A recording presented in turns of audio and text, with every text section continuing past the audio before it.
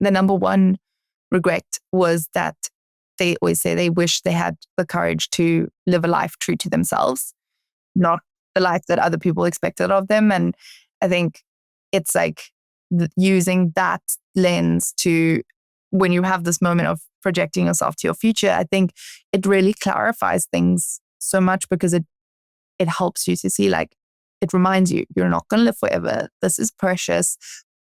Live in a way that is true to you, that is going to make you happy when you get to the end of it. And there's so many ways. I mean, people can even go, there are many ways you can explore this topic, and using the power of these creative constraints to actually create a limitless life. Welcome to Limitless, the podcast for cycle breakers, change makers, and conscious leaders who are done performing, proving, and pleasing, and are ready to live, lead, and create from deep alignment. I'm your host, Fiona Walsh. Every 2 weeks, I hold space for real soul-expanding conversations with guests who are still in it. They're navigating their biggest fears, shedding old identities, letting go of patterns that no longer serve them, and rising into their limitless potential.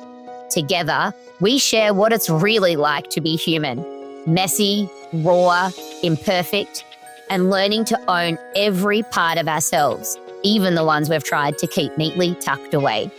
We go deep into the work of coming home to yourself, getting out of your head, feeling safe in your body, letting go of old stories, and creating a life that's true to who you really are. Subscribing to Limitless is the best way to make sure you never miss an episode. So hit pause and tap follow or subscribe on your favorite podcast platform. Because this isn't about doing more. It's actually about remembering who you are. And that's what makes you limitless. Welcome to Limitless. Today, I'm joined by Liané Elle, our first guest from South Africa and the creator of the Healing Shortcut Method. She's a trauma expert whose approach blends neuroscience with unconscious communication to help people clear trauma at the root. Now, her personal story is extraordinary. After leaving a religious cult at the age of 29, she set out on a journey to reclaim her life on her terms, not just to survive, but to flourish and to be free. And she talks about sucking the juice out of this one wild and precious life. As you'll hear, we both share a deep passion for helping people like you dissolve protective patterns that no longer serve us, not just in the mind, but in the body. We both draw from a mix of modalities because healing isn't linear and real transformation rarely comes from one method alone. And we both know that true freedom isn't just about feeling better, it's about becoming more fully yourself. This conversation is a deep exhale. And yes, we cover some pretty heavy topics like trauma, but we also cover joy and beauty and the quiet liberation that becomes available when survival patterns finally release their grip. Let's dive in. Okay, so can you take us back to that moment where things really shifted for you? That moment of like, I'm done, everything's got to change. What did it look and feel like for you? So I was standing at the kitchen sink, doing the dishes, very average day, warm soapy water. And suddenly, like a bolt from the blue, the thought hit me, the realization that I wasn't going to live forever. And for most people, I mean, that's not really so much of a surprise. It might not be something we consider all the time or think about, but on an underlying level, we're aware of that. But for me, it wasn't the case. It wasn't always the case. And so to explain that, I have to go back a little in time to give you the context. And so I was born and raised as a third generation Jehovah's Witness, which is known as a high control religion or even just a cult. And that meant that I was raised with the belief, the hope, the dream and the desire to live forever. And that is the ideology of this religion, is that if you're good, you will live in a future utopia forever on Earth. And this is the place where all your dreams will come true. You will be able to do everything you want. And life will just be amazing from sunrise to sundown every day. And so this is what I was looking forward to. That moment at the sink happened when I was 29. And it was life altering for me because I had just recently left that religion, and on the back of many a domino of traumatic events, which I'm sure we'll get into, but I had left all of that behind me. And at that point, I was just standing there realizing that I had been waiting to live my life. And here I was almost probably a third of the way through it. And I suddenly realized I wasn't going to live forever. And that future that I'd put all my hopes and dreams on probably wasn't coming. So it was a significant wake-up call. Mm-hmm. And so this life, this dream life, is that something that you were led to believe was, would you die as this human existence and then go to this dream life? Or what was the teaching behind that? Yeah, so basically there were two options of how it could come about. Either perhaps you would die before the earth was transformed into that utopia. And so if that happened, then you would be resurrected and you'd wake up and have your human body again and then live there. Or you might not die before it came and actually live through the changing of the current world that we have into that. And then you would just continue living in that case. So either one was fine with me as long as I ended up there. Yeah, okay. And so take us back to what were some of these circumstances or events that led to you realizing that what you thought life was all about was no longer and that you wanted to choose a different path? Yeah. So a few months prior to this moment, I had a few other realizations, life-changing ones, life-shattering ones, I should say, I guess. And I found out that my then husband had not one, but two really devastating affairs with people close to me. And that ended the marriage that I had been in for about 8-9 years. I got married when I was 20, as one tends to do within these kinds of groups. That was the norm. Yeah. That was the norm. And I'd been in that life where my religious beliefs were absolutely at the center of my life and my marriage pretty much too.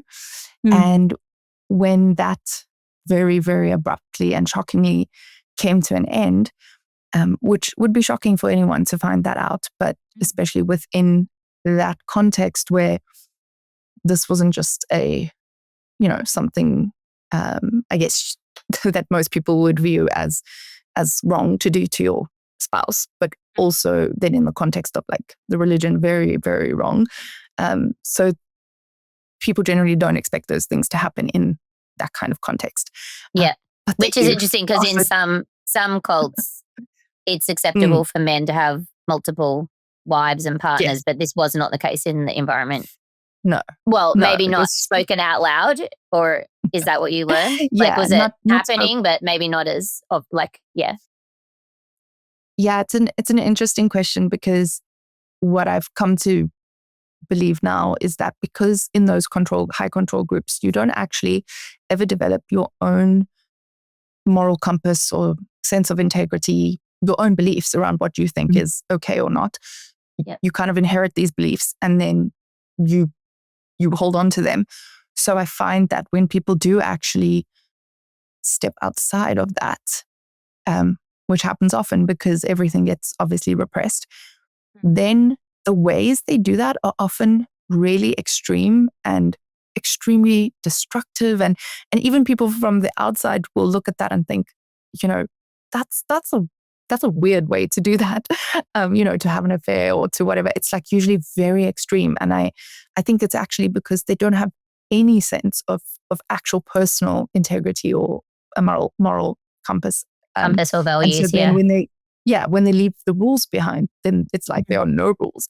So it's really interesting how I think people think that some people might think that those types of contexts give you this really strong sense of right and wrong. But actually, I think it's not, because it's not personal, it's not actually like that.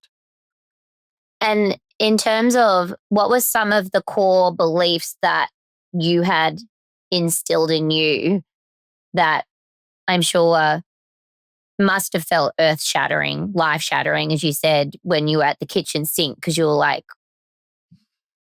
Yeah. these Yeah. were my world, and I don't think that any of this is the truth anymore. Like, what were some of those beliefs that you had instilled?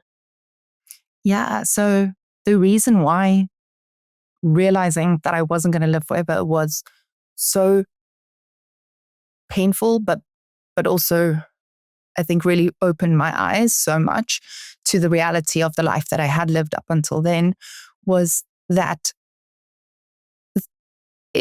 there were two beliefs that were very deeply ingrained in me. The first one was to not trust yourself, to not not even know what you like or don't like, because it doesn't even matter. Ultimately, you just have to do what the Bible, God, or this religion tells you to do. So that Like was implicit one. trust. Yes, And absolutely. not to question. And that also comes with not to question. Never to question. But more than just trusting them, it was the danger of trusting yourself. It was portrayed as being extremely treacherous, is actually the word that they would use. And that anytime you had your own desires or thoughts, that this was dangerous and would likely lead you to a bad path. So that was the first one. And the second one was to not live your life for yourself, and to delay and deny and just your desires. So because this life isn't viewed as the real life, or the true life, and the future forever life is the real one, we were told to just put off everything we want to do, our dreams, until then. Because right now, all we had to focus on was preaching, and just giving all our time and attention and resources to the religion, or, God's kingdom, however you want to call it. So it was in that moment realizing I have been essentially wasting so much time and not doing what I want to do. Because I thought what I wanted to do was probably a bad idea. And secondly, secondly, because it just didn't matter. It wasn't a priority. And so realizing that I was probably, a third of the way through my life or more, and I hadn't really lived it. That was why that was such a devastating realization for me. Mm-hmm. And at that moment, did you have an idea of what you wanted life to look and feel like? It's so funny. There was no specifics yet, but the feeling was just like, I always say, like sucking the juice out of an orange, like going all in and just like dribbling delicious juices down your chin. It was like an all in, let's go to the full. That was kind of the feeling I got in that moment. And the other way that I started thinking about it was I projected myself forward to the end of my life, because my mortality was suddenly so in my face. And so I would, as I was making decisions, keep projecting myself, like envisioning myself as an 8-year-old or on my deathbed. That was really what I would imagine was like, I'm quietly, peacefully dying, and I'm lying there and I'm reflecting back on my life. And my intention became to have no regrets. And I always thought about, I think that there was a movie, I think it was like Meet the Parents or something, where the guy gets that tattoo, like no regrets on his chest. And that kind of became my motto. And yeah, it didn't need, it wasn't that wild and crazy, but I think I just wanted what it symbolized for me was no longer delaying, no longer holding back, no longer playing, at a half power. It was like, we're going all in. Yeah. Yeah. Cause I can imagine having been born into and lived the first 29 years of your life in a controlled environment, that the exposure to the different ways to live your life, because there's so many different ways to live your life, was probably fairly low.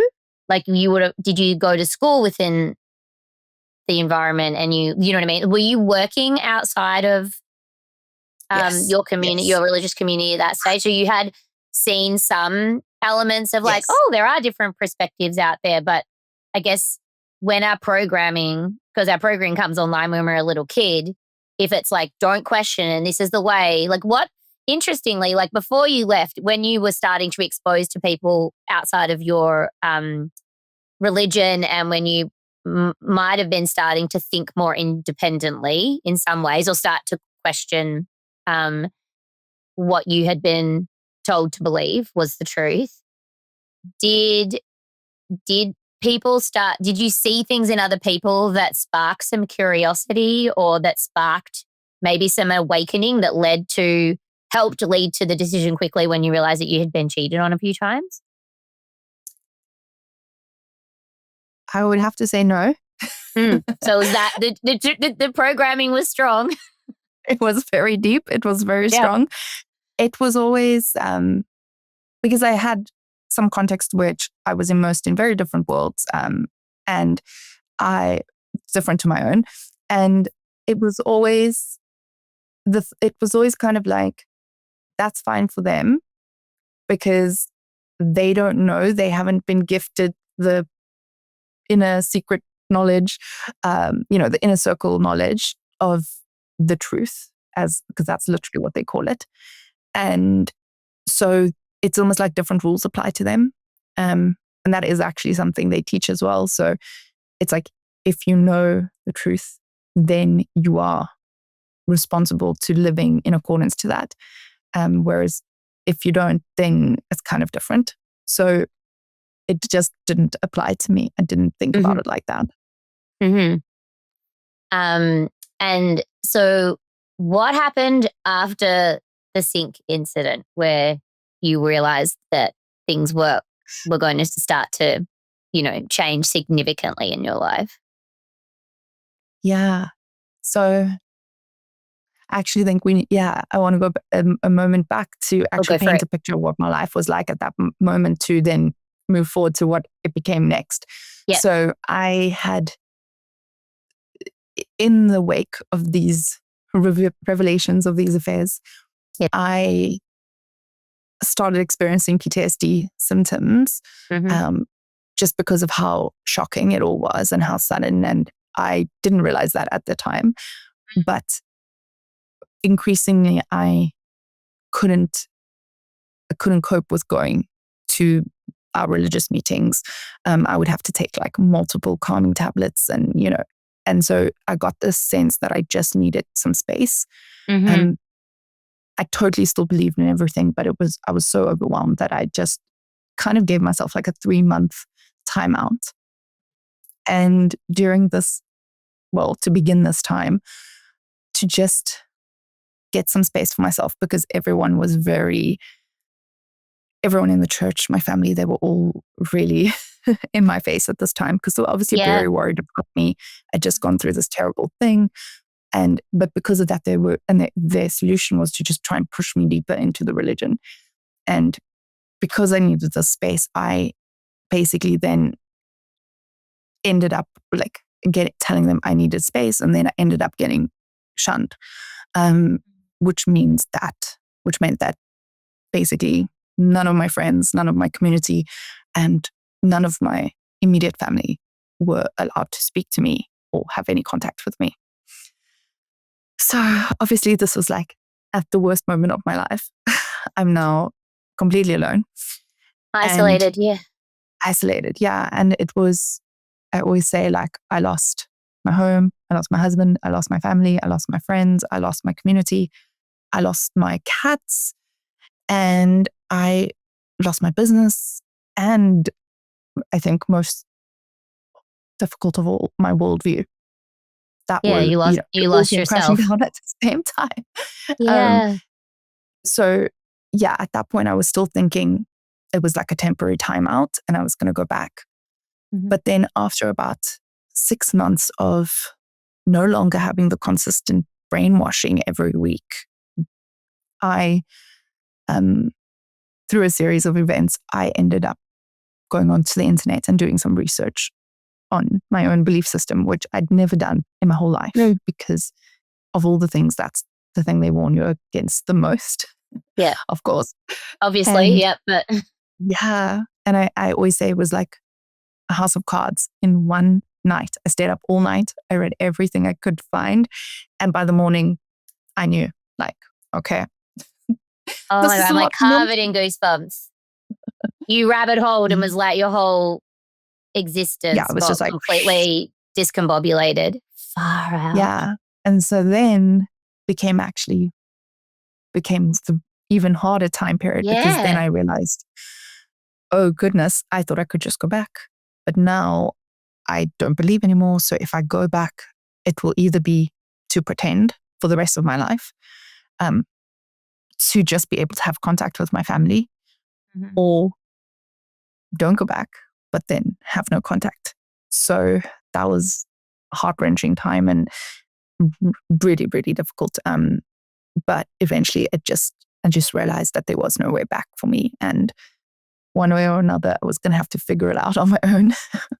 And then this pretty much brings me to that moment at the sink. This was all going on. And so from there, I then decided to pretty much sell up all my belongings, quit my job that I really liked at that point, leave all my new friends that I'd made, and move to Vietnam and go travel the world and live my best life and, go all in. Yep. Love it. And so you jumped on a plane and where did you land in Vietnam? Yeah, in Hanoi. Oh, cool. Yeah, I had been there actually that picture, that's Hanoi. Yeah. Yeah. And I For those watching on YouTube. Yep. yeah. Yep.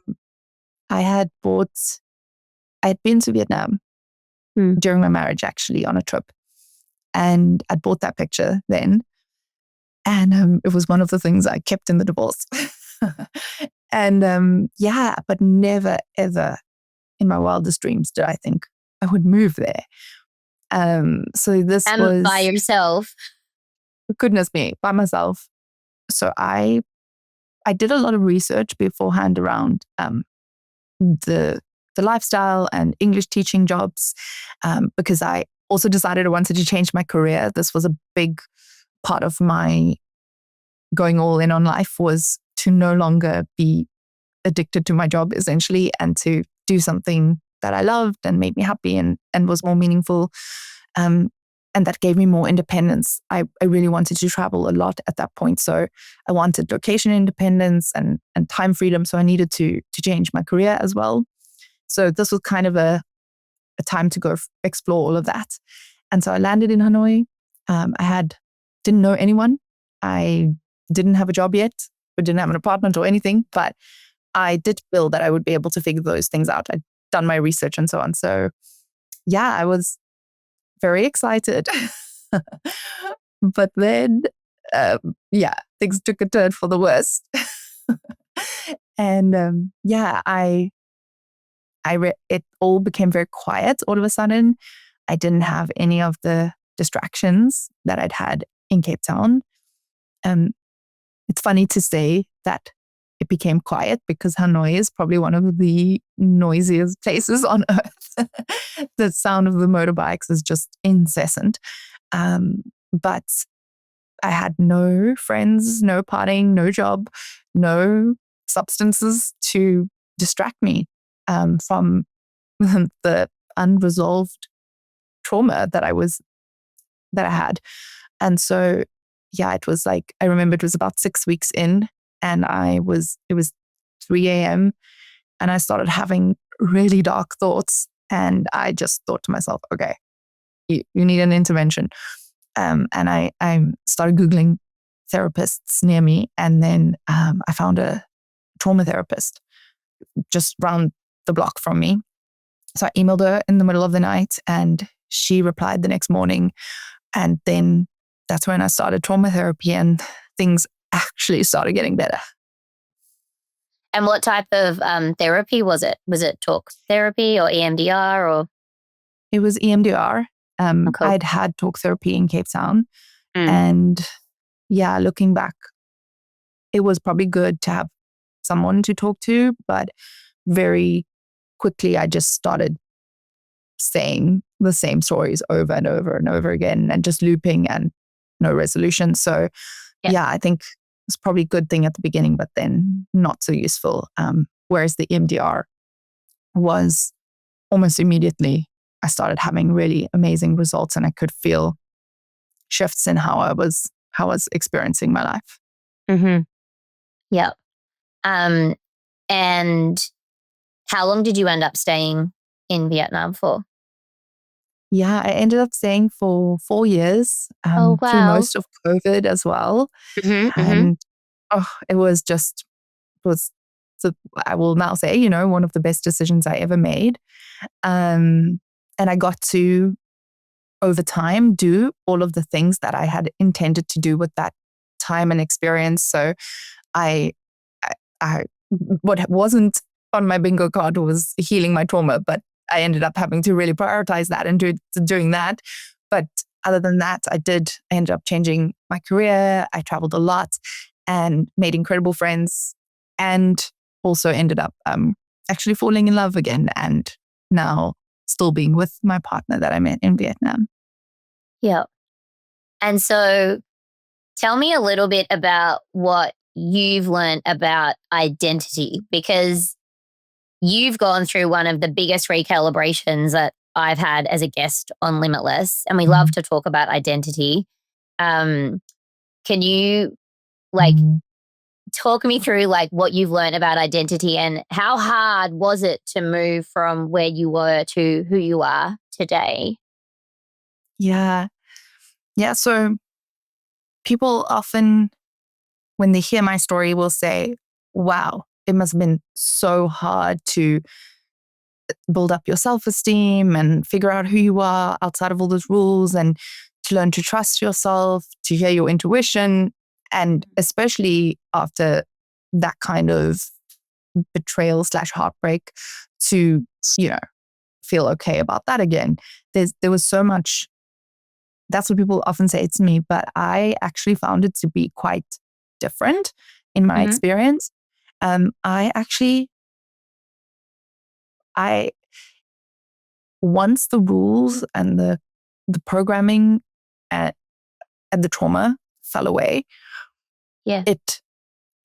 I knew exactly who I was, and that essential part of me, that essence, that I would say deepest or truest identity was right there, right below the surface. And it actually wasn't hard. It was just removing all the barriers between myself and that. But then it just flowed. Yeah. Yeah. And I know that's the beauty of the coaching that we both do. I think we probably tackle it from different modalities, but it is fascinating. Everyone has trauma. Yours obviously was, big T. A lot of people I coach, it's probably more small T stuff that happened when you're a kid, or bullying in the workplace, or bullying at school, or relationship breakdowns and things like that.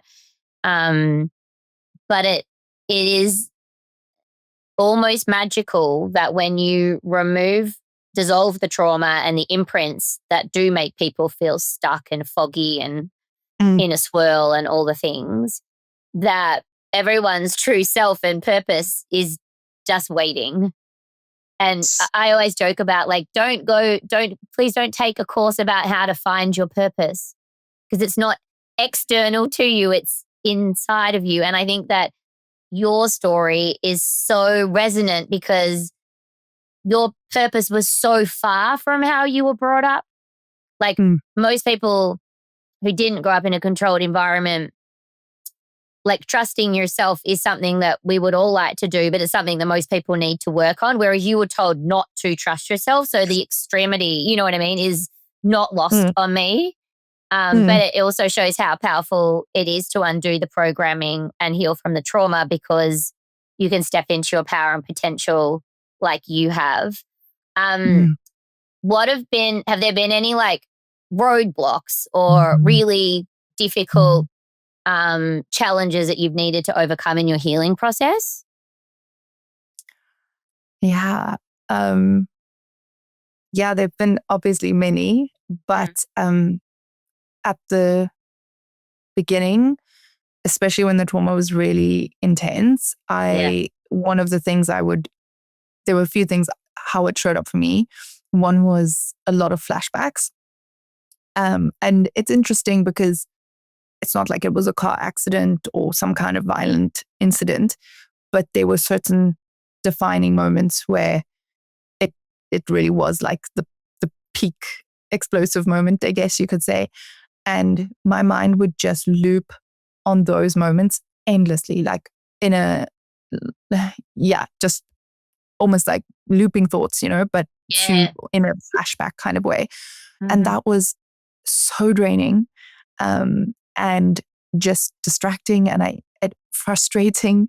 And then it would carry on when I would go to sleep and I would have these nightmares about the same thing over and over again. And I know you're very interested in the somatics of it all and how our bodies both need to experience or release those imprints of those moments. And I actually have a funny story about that where I had this recurring nightmare where I would be in a conversation with one of the women who I'd been very close with that my ex had then had an affair with. And I would, those dreams where you can't scream or you can't run or you can't do the thing you need to do. Yes. So in my dream, obviously I was very angry with her. So in my dream, I wanted to hit her, which I've never hit anyone, but this is what I wanted to do in my dream to obviously release some of this. And every night I would dream that I couldn't hit her. And I couldn't obviously express my feelings about this. And then one night I woke up with a start and I was clutching my hand because I actually in my sleep managed to move my body and I punched my headboard, my thick wooden headboard so hard that I woke up. And I had to like go and get ice. My hand was so sore. Yeah. But did I ever have that dream again? You got the rage out. My body completed the cycle, right? Like it did the thing that it couldn't do in that moment. It completed the stress cycle. And at least that dream I never had again. So that's a funny story. But it does show like the depth of how stuck my unconscious mind was in being able to process what had happened to me. And so, another really hard thing that at one point I thought would never end was the extreme fatigue.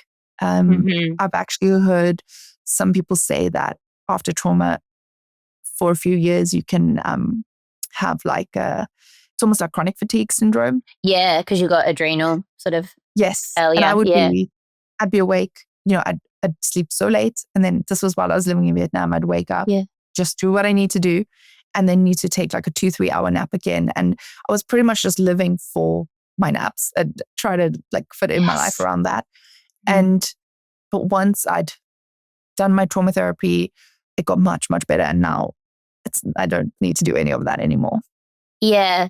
And I love that you shared the story about the dreams and the looping, because I think it's good to normalize that when you start doing this work, as you start like regulating your nervous system and dipping into your subconscious, memories and imprints start to emerge that have been your body's been protecting you from. And the body's really intelligent and it will only share when it knows that you're ready to process it. So your body was obviously ready for you to hit that headboard. But I think that when people, and I'm always really upfront with this with my clients when we're talking about working together, is that it's when you say yes to this kind of coaching and the work that you do too with people, it can sometimes feel like, you know, 2 steps forward, 1 step back, because you might resolve something, but then another memory pops and then you've got to sort of work through that story. So it can feel a little bit up and down. I'm drawing for people who are listening. I'm drawing like a graph where it's sort of the trajectory is up, but it feels bumpy up and down on the way up. But the process is always up. And even though it doesn't always feel like it in day-to-day existence or moment to moment. Yeah. So I know that you obviously left the religion and everything. And one of the harder things I can imagine was being separated from your family. Are you able to have contact with them now, or how is that playing out? Yeah. So that's one of the most wonderful things that came out of all of this very unexpectedly, is that over the next few years after I left, my baby sister left the religion. And then a few years later, my mom actually did too. And my brother had left actually years before, but he was never shunned. So he could still have contact with the family. So now the vast majority of us are out and we have an incredible relationship, which is obviously it's so much deeper now because of everything we've actually been through together. And it's like, but that I would never have predicted that. Never. Yeah. And are you ever able to have contact with people who are in your old life, or did that ever get lifted, or no? That will never be lifted. That will never be lifted. Oh, okay. Sometimes sometimes things. No, it's a rule. It's a policy. Yeah. So unless the policy changes, no.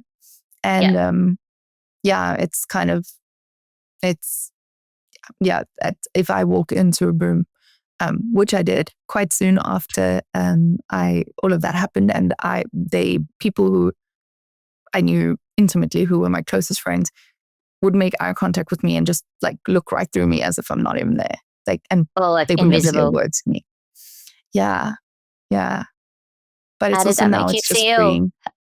How did you feel at the time? time? It was terrible. It was the first time I took drugs. Yeah, because you were just numbing.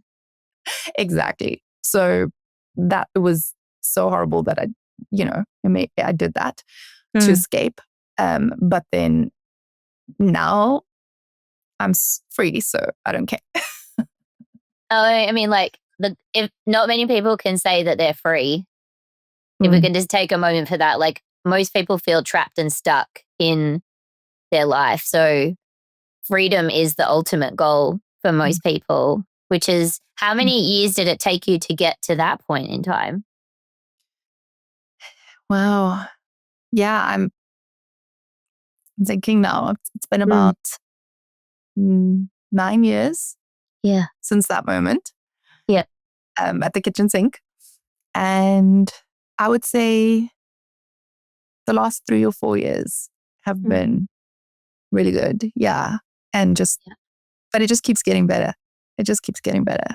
Yeah. As I get even because I think once you start living this kind of you could say limitless life, or a Yeah. life where you're closer to your own essence and wisdom and intuition and desires. And once you're living more closer to that, I think as time goes by, of course, everything doesn't just magically work out, but you start to gather so much evidence of how when you do trust that voice and you do go for the things you really want and you are bold, it just, those things do tend to stack up. It's kind of like the graph you were just talking about, right? Like it's up and down, but up overall.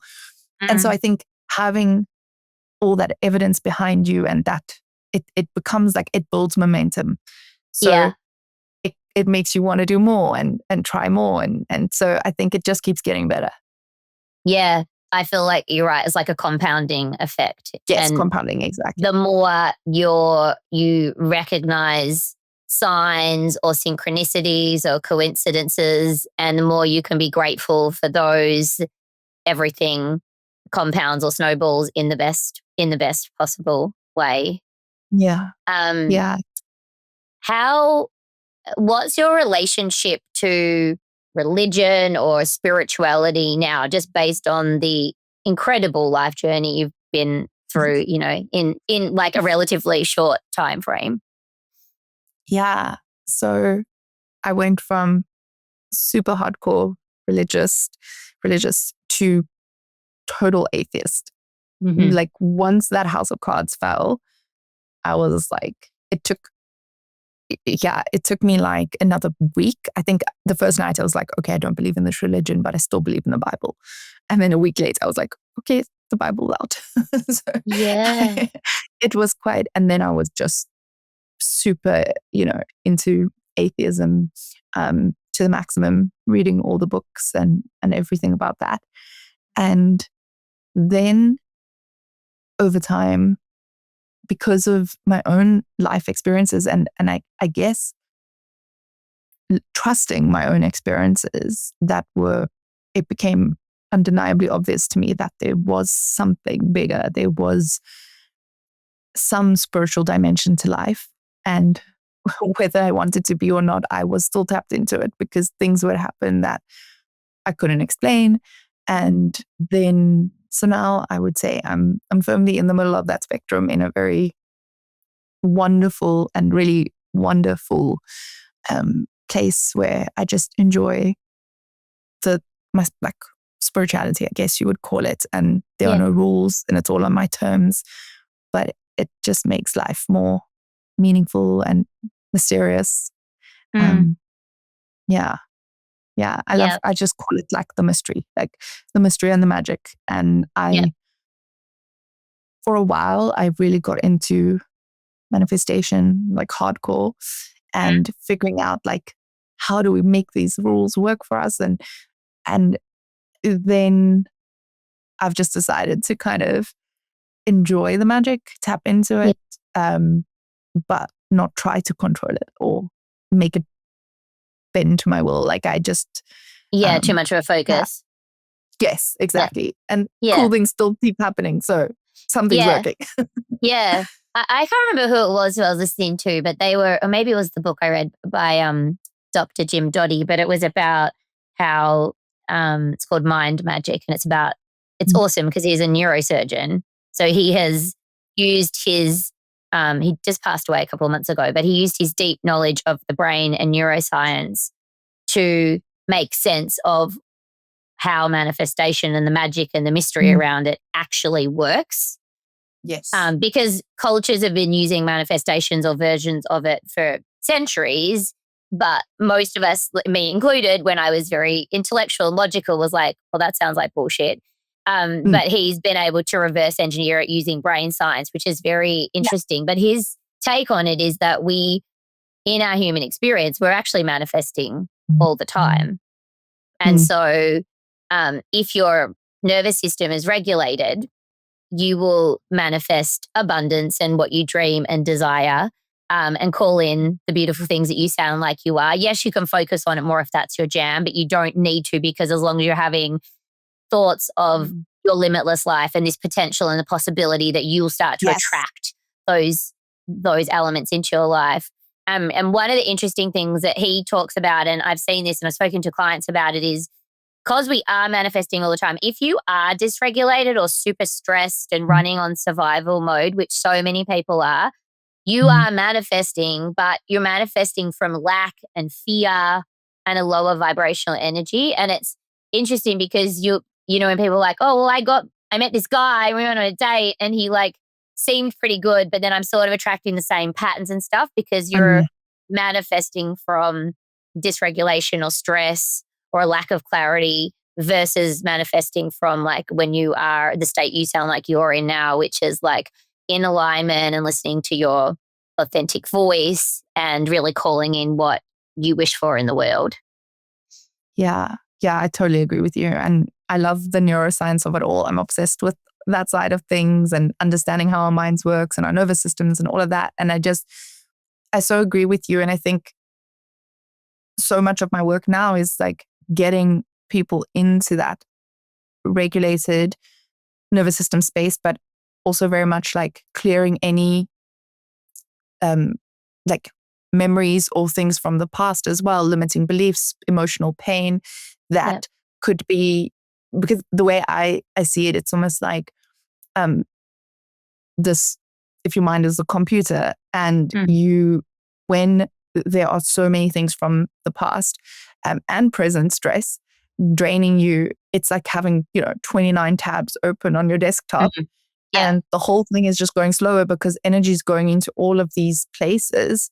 And especially when it's the past, obviously there's nothing that can be done. The energy that's going into it can't cause a response. So it's such a drain on the capacity of the overall system. So of course, like trying to do anything creative or having ideas or Mm. going for your dreams and doing all the things that take being seeing opportunities and taking actions, all of those things are so much harder when you've got all these tabs open, Yeah. consciously or unconsciously. And most of the time, a lot of it's actually unconscious too.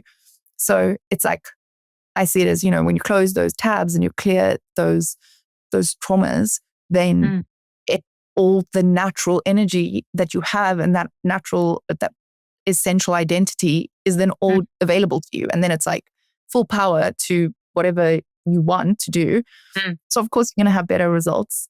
And then there's definitely some sprinkles of magic that get woven through as well that I can't Oh, even explain it. That's just yeah. the most. Yeah, totally. I had, it's so true. I can think of a client that I worked with recently. We just finished up the container and the container was 4.5 months. At the start of the container, they were super foggy, like literally emotionally, physically burnt out, Mm, parent with young children, um, just too much going on in the actual cognitive world, but then subconscious as well. There was lots of imprints for us to work through. Um, and once we started working on them and dissolving them, I'm in one of the last sessions, they were like, when I was putting my kids to bed the other night, I had an idea of a book. And I was like, what do you mean? And they were like, a novel. Like I always dreamed as a kid of writing a novel.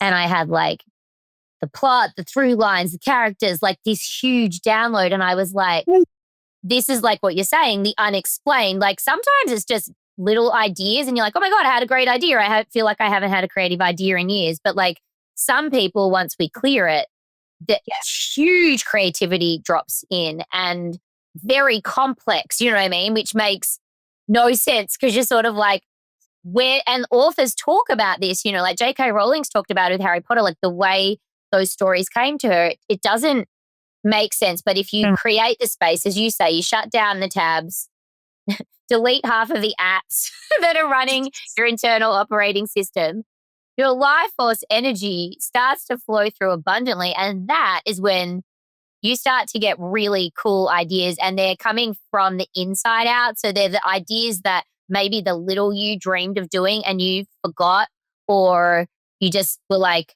maybe your parents told you, no, you're never going to be an author. Authors don't make money. Like those kinds of things that Yes. so many kids Yes. had ingrained in them, and parents were meaning no harm because they really Mm, wanted you just to get a good education and go to university and get a job. But yeah, it's so fascinating. So many of my clients have those big creative mm. downloads where they're like, I still get excited though by them, but I'm not surprised anymore because I'm like, Yes. yes, this is it. This is what we've been working towards. Like, Yeah. Yeah. And it's the same thing like with the identity question that you asked earlier, where it's like, actually that creative life force energy is just right below the surface. It's always there, but it's the way I think about it. It's like it's been going into all these other places where it's wasted. It can't yeah, cause anything to change because it's over. It's the past, or it could even be for for a lot of my clients who are change makers and who are really working like on pressing problems that the world faces today. A lot of their life force energy can maybe be going into past things, but also into things that they can't control, right? Like yeah, single-handedly, they can't change wars, whatever the thing that yep, they're working on. But and so then that becomes an energetic drain as well. So it can be, the past, the future, the present, wherever it is. yep, But when we do the things you and I know to do to get that energy back to them, it's like then it just flows, and then it is that natural expression. But they don't need to go find it or go cultivate it. It just flows once the blocks are out of the way. yeah. And I think that one of the coolest parts of that is because a lot of people come in who are like self doubting and very critical of themselves and Mm, trapped in their own thought patterns or subconscious looping, like you talked about with mm, the dreams you were having and things mm. like that. And then once you release that, like your sense of self and this like embodiment and power is it's just so beautiful to watch in people because you can see Yeah. them like truly believing in themselves, maybe for the first time that they remember. Mm, Because most mm. little kids believe in themselves and then it all starts to Yeah. go downhill, unfortunately. Yep. Yep. um, is there what's one of your like favorite tools to work with your clients who are maybe someone who's stuck in a mental loop and they're like struggling with self-doubt or rumination on something that's happened to them? What's one of the tools that you like to use in your coaching containers? Yeah. That's so funny that you're asking me that because it's one of my I mean, I mentioned it briefly, but it's like one of my favorite things to clear for someone. And because I see it as such an energy drain and such a waste of energy. And I'm like, I want you to have your life force energy because then the magic happens. So Mm. um when it comes to rumination about things like past things, thinking things should be different, wishing things were different, thinking things shouldn't be the way that they were or are. I this is actually I literally have a free private podcast on this topic because it's 3 episodes, 30 minutes, to unwind that in someone's mind. And it's a little bit difficult to go into right now. Maybe It's we could because link it's it. Could we link it uh, for sure. to I'd people love to that. access your private podcast? Yeah, that would be I'd love awesome. that. Yeah. Yep. Because in it, I go through sort of the theory of why when we're having those kinds of thoughts, Mm. for us, it's innocent, right? Like we have this wonderful gift of imagination that Yep. is part of the reason we get to be creative and Mm. do things that like no other life form can do. But it also means that we can obviously reminisce about the past and think about how things could have been different previously. And in the way that I understand how the subconscious then interprets that and what it does, like on an unconscious level, Yep. it becomes like one of those really big energy drains actually. And so I explain like how that all works, and then I give literally a one word way to change it, Mhm. and to stop it in its tracks. But you kind of need the context to Yeah, yeah, understand yeah. it. Okay. Cool, cool, Yeah. cool. All right. I will link that because I'm sure people listening would be very fascinated to tune into those episodes. So before we move into the rapid fire questions, I always ask my guests one final question. So transformation often happens in small intentional steps. Quite often it's not like these huge leaps of faith. These micro moments is when we start to access our deeper selves and unlock lasting change. So, based on your journey, what's one small action or step that the listeners of Limitless could take today or this week to start to unlock their limitless potential? So, so staying on the topic that we've discussed today, I think whilst most people won't have that extreme experience that I had of thinking I was going to live forever and then realizing I wasn't, and the way that engineered an epiphany for me around how I want to live moving forward, I do think that using the idea of actually a limit, like our own mortality, at least in this life, using that as, they often talk about in creativity, like creative constraints. Yes. So how that having like constraints or limits in that way can embolden more creative ideas than if there were no limits. I would encourage someone to, as they face decision or as they think about perhaps like when that thought pops in your head, like, oh, I'd love to do that, but blah, blah, blah, blah, blah, I can't for whatever reason, to use the idea of just picturing themselves at the end of their life, or even just picturing themselves, 20 years into the future, and looking back and using that perspective to evaluate like what would really matter to them, what would be meaningful to them, and what would they regret. Because that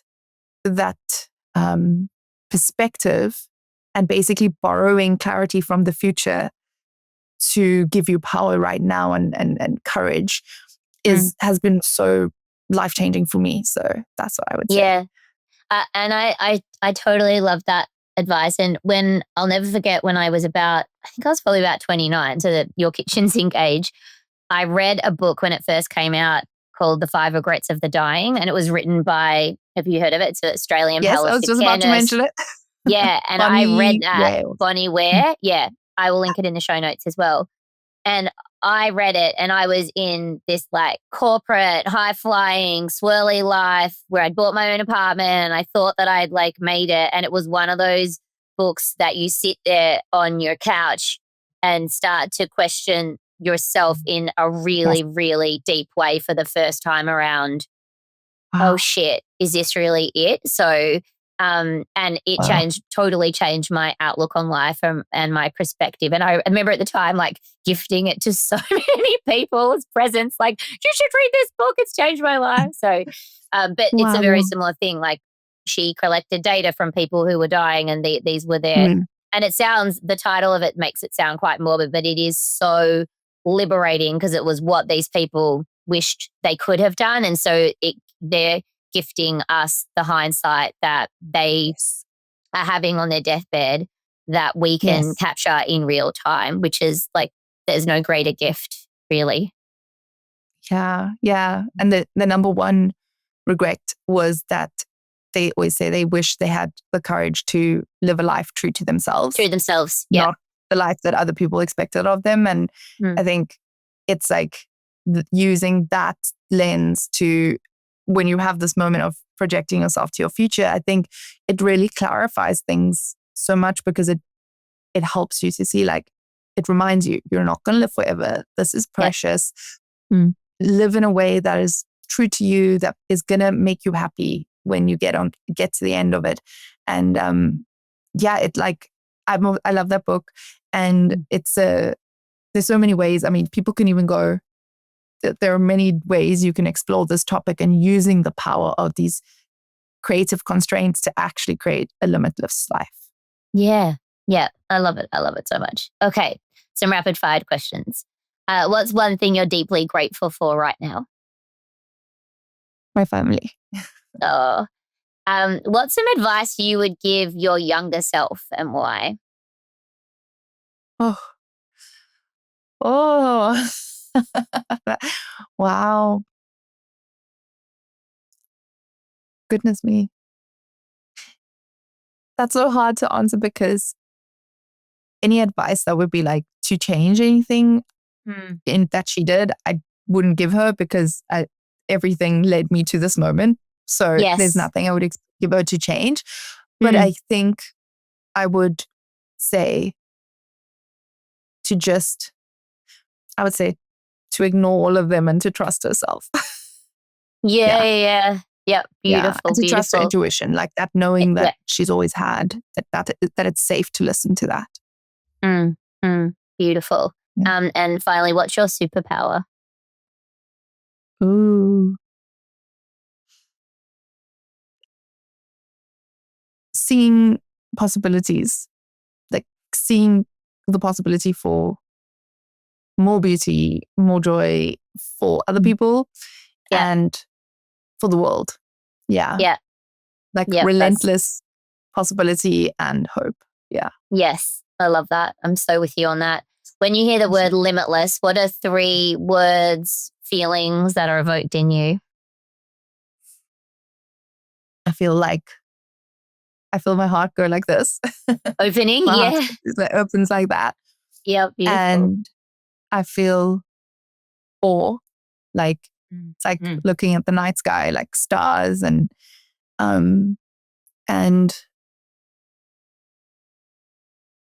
it's like mystery. I feel it's mysterious because like what's beyond the limits of what I'm currently thinking, what's beyond the limits of what I can see, like that. It's like, ooh, I wonder what's beyond the limits of what. Yeah.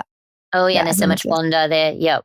And finally, if you're feeling a bit flat or low, what's your go-to song to raise your vibration? Ooh, oh my gosh. There's a song called Gloria. I don't know Yeah. who sings it. It's like an The 80s old song. one. Yeah, that's an absolute pump-up ballad. I'm with you on that one. I haven't listened to it in a long Gloria. time, though. Yeah, I love it. I love that song. That's so my good. go-to. Okay, my next dance party at home, I'm going to be cranking that one because it's such a good tune. Okay. Oh, So good. wow. So good. All right. Well, Liané, it has been such a delight having this conversation with you today. I am so grateful that our paths crossed. And even though our stories are very different, we're both very passionate about the same modalities and the way we see potential and possibility in people and the way that we understand how a combination of neuroscience and body-based work is the fastest and most effective way to set people free from what they feel trapped in, which is their past imprint. So I'm just so, so grateful that you came on today. So thank you for sharing your story. Oh, thank you for having me and for creating this space for the kinds of conversations that I'm obsessed with. So thank you so much. Thank you for tuning in to Limitless. If you enjoyed today's episode and love hearing the stories of courageous cycle breakers, I'd be grateful if you could leave a review on Apple Podcasts or Spotify. Your feedback not only helps others discover the show, but it also amplifies our mission to unlock emotional freedom and true potential. Every review makes a difference in helping more people embrace their limitless life.